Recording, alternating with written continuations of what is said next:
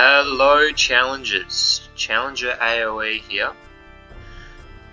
Today I've just been trying out a new tactic that I've been looking at online. It's called the Inca all-in tower rush.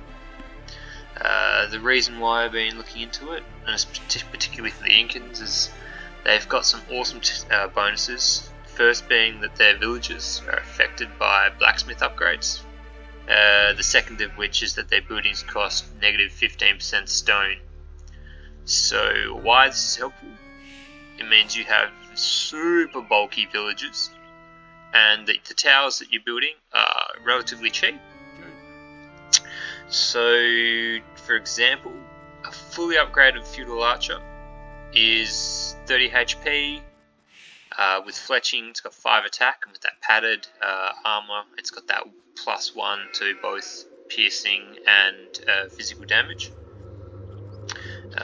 Probably the next biggest competitor for these villages would be man-at-arms, fully upgraded. They've got about 45 HP, 7 attack, and then again that 1 pierce and 1 physical once you've fully upgraded them. But just looking at your villager now, I mean, 25, 3, it's not really that strong, not really that bulky. But you just get rid of view lock. You chuck on loom. You put on the forging and the armor. Also, you've got a very strong villager. We'll take that villager from that 25 HP all the way up to 4 attack, 40 HP, 2 normal armor, and 3 pierce armor. So you'll have 1 damage less than an archer, but more HP and more armor, and it'll have less attack than a men-at-arms, but it'll have relatively comparable HP, but it'll have way higher armor piercing. So that's generally why you'd want to be doing it.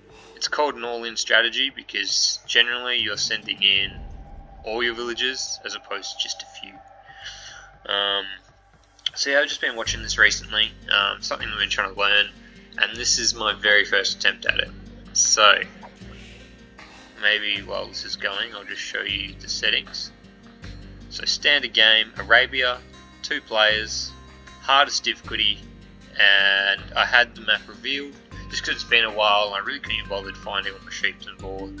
I'm thinking about using this tactic online, so yeah, I'm probably going to play in the same settings until I get better.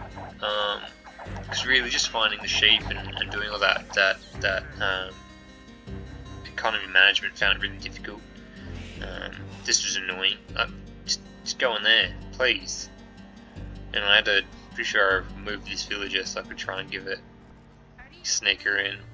Yeah, there we go. So just the build was just your standard build. Maybe standard for someone that's not that good, because yet again, I've made a few mistakes every now and again. But in all, I think I made it up to feudal in about 12 minutes.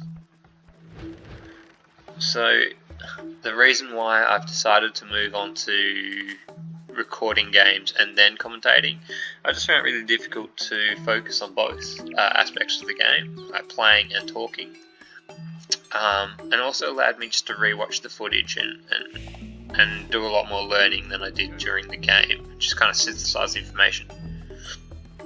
Sorry it's taken me so long to upload. I've been quite busy, I've graduated uni, I've gone travelling, but now I've got a little bit more free time, so I'm ready to have a look back at the game.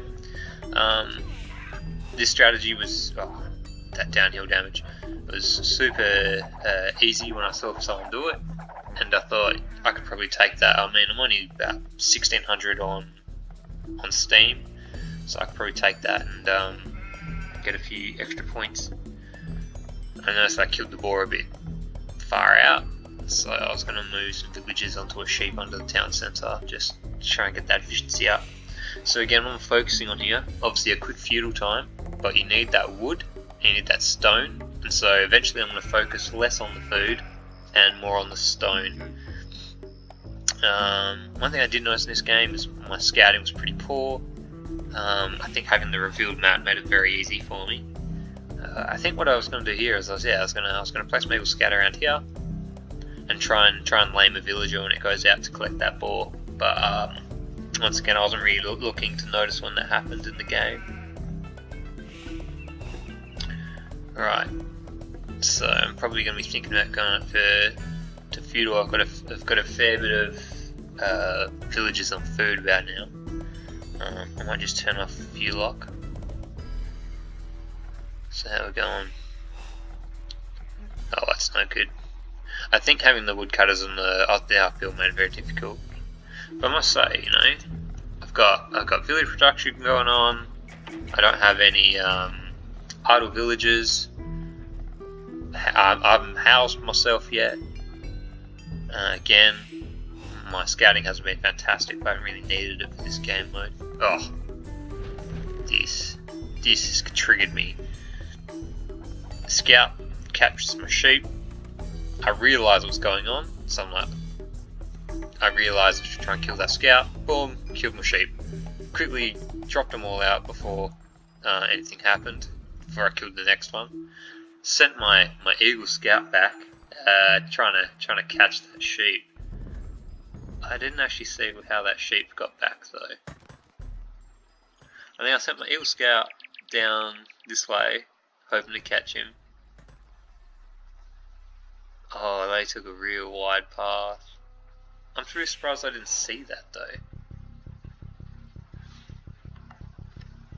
Like, oh, damn. I did spot their sheep early in the game, but I didn't want to give myself too much advantage. So it wasn't a big loss losing that sheep because you start with that llama, being the Incas.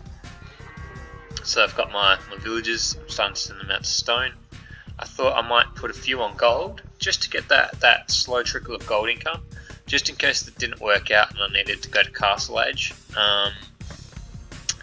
Having 2 on gold probably wasn't necessary. As you can see, I'm starting to bring villagers of food to go onto stone. I've got that deer food income. My lumber camp's not too inefficient. I got very lucky though. I hit pop cap as I was going to feudal, and I noticed just as I was sending more of my woodcutters to stone. So I think currently you need about 50 wood and 106 stone to get a tower as Incans. So stone is obviously, you need twice as many stone cutters than woodcutters. Stone cutters and woodcutters. Stone miners and woodcutters. But the base is quite open, very open on the front line. I've got all my resources forward, so I think if I was playing someone online, they might have seen this and they probably could have towered my extra and actual stone. So that could have been dangerous. I don't really have any resources to this one to the side. I left my eagle here just for that lure again, but I don't think they even did it in this game, and I really hope, yeah, everyone's wasting all the sheep.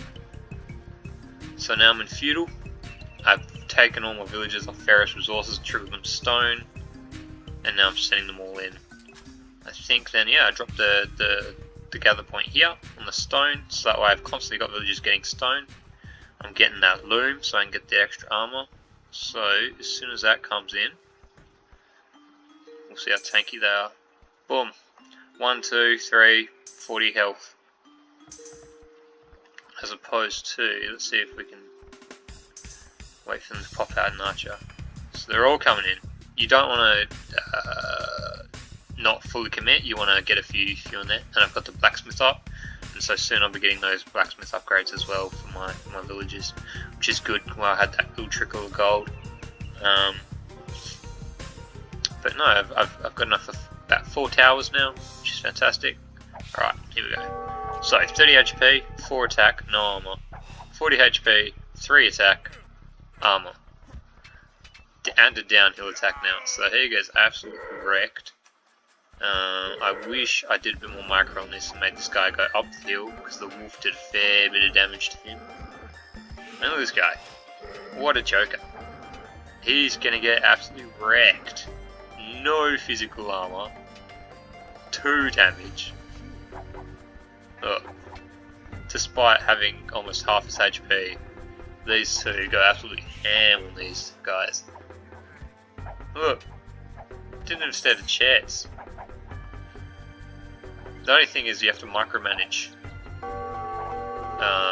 obviously, all your villagers. So he kills him, he stops. I think immediately I sent her to attack him. I didn't select him, but off he goes. So this guy's just not having a good day. He's got no armor, so they're going to do the full 3 damage. And I've just begun the tower hop. So I'm slowly killing them. What have I got? We might just pause it there and just look at my economy. So idle villagers 5, they're all good in the towers. I've got woodcutters, 5 woodcutters. They seem to be doing the job. I've got these villagers send a stone.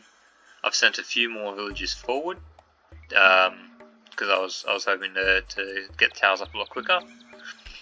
Obviously I've forgotten about my deer hunters, so I think that's something I need to be more wary of.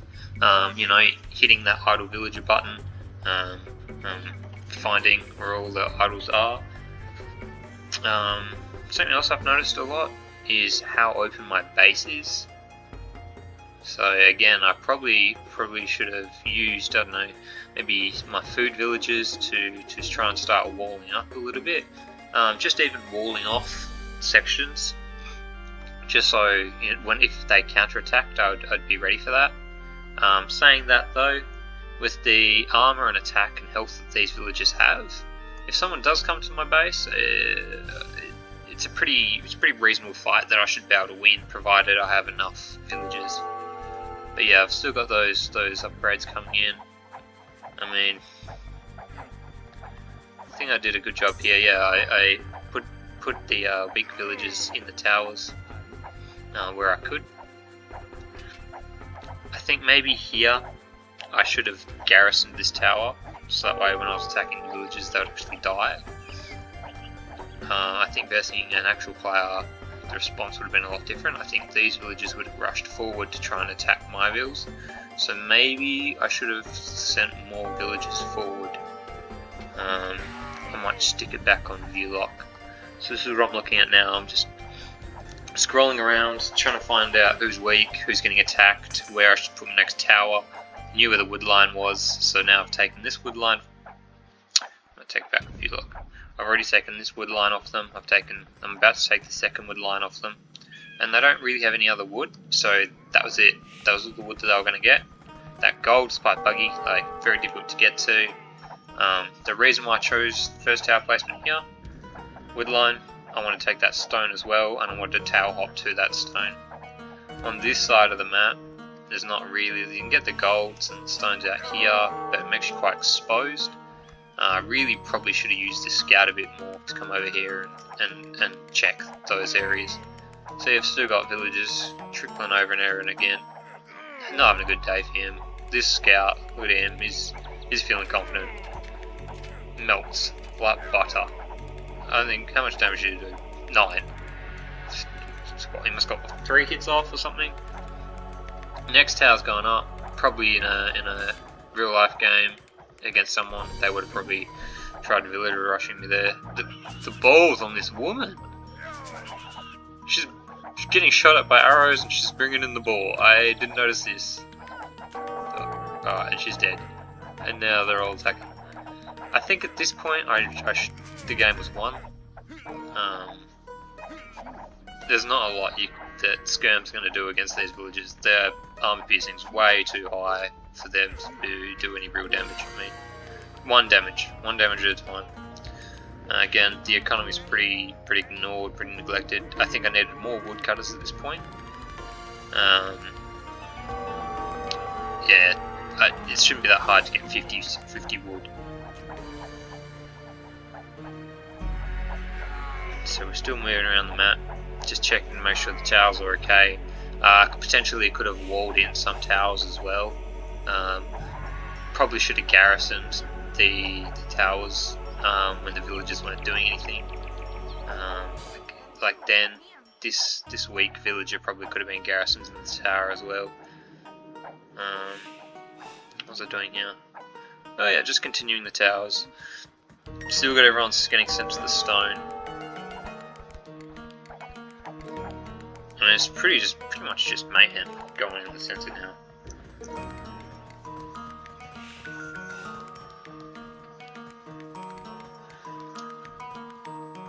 I think I should have sent more villagers in more frequently. And I shouldn't have stuck so many villagers on that gold pile. Just going to turn off view lock. I think that's way too many. I don't need that. I should have got 200 gold and then stopped, moved them to other resources.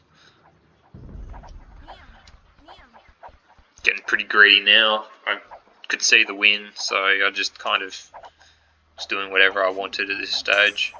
You know, seeing two villagers to build a tower, that kind of thing. Here, I saw the extra stone. I was like, oh, I should wall that in, you know, just in case the baby. And I realised, what is the point? That's just silly. Couldn't afford the mining camp, so delete the walls. Placed it there, and I was just going to steal their stone. And again, it's just chaos. I was going to win at this point. So I think I'll just talk about the things that I learned from this game. First and foremost, I probably need to be more aware of my resources. I should have stopped when that got to over 200, and I should have moved those gold villages to something else. You can still see I've got villagers queued, so I've got good villager production. I've got plenty of miners, foragers, idle villagers are all. Yeah, idle villagers are all on the front line, building towers. I think I could have used my scout a lot more. I know what he's doing. And at this stage, even earlier, I should have set this gather point. Yeah, I've done it now, to here. So that way I could send my villagers straight forward. They're getting stone, and then as I needed them forward, I could have sent them not as far. The one difficulty that would have brought was obviously I would have no or less stone income as these villagers walk all the way from a town centre to here. But at least they're close to the front line, and that's exactly where you need them. You want to be winning these games relatively early in comparison to other games. You don't really want to be entering Castle Age at this point. For me, however, if I had less villagers on the gold and I had more on my food, I could have been going up to Castle Age. I don't have the second Castle Age building. Yeah, I've only got that. I don't have any military building, so I can't do it. But I think if I had less villagers there on gold and more on the food, certainly could have been an option. We'll just stick view lock back on. Oh yeah, definitely need to get some walls up. Maybe I don't probably need to wall the entirety of my base. Like, I feel like, especially at lower levels, people are very more focusing on the first few towers that go up. I think once you've got a foothold, it all should be pretty easy from there. But maybe small walls around my wood line. Oh, I'm surprised I looked back at my economy after all this. Probably could have got wheelbarrow earlier or upgraded some things when I was housed. Little things I could have focused her and brought her over here, but I think that's not too bad. I've already got all my blacksmith upgrades that I was aware of, and now I'm just seeing my villagers into queue buildings. I honestly don't think they even have any units left. No.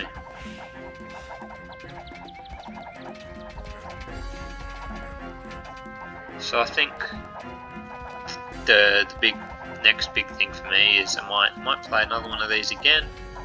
I'm not sure if I record it, probably not unless something exciting happens. But I think the next time you guys will see a video will probably be me trying out this tactic online.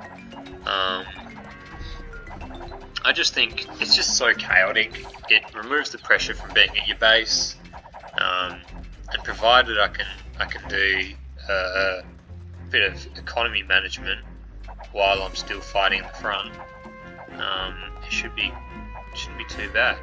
I don't know what. I really should have used him. He's not doing anything. And I like the fact that, you know, at least I had the foresight to chuck up some outposts. But I really should have come out to these resource piles. Oh, maybe not that one. This one, to check to make sure there's no one there. I've really locked it all down now. So this is what they look like fully upgraded, by the way.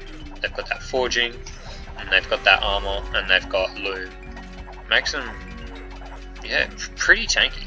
And I think they resign just as this building comes down. So that's going to be everything for today, challengers. Again, hopefully you'll be seeing my next video soon, while I've got a little bit of time off work. And I think we'll just let this play out until they resign. Done. Alright, challengers, catch you in the next video.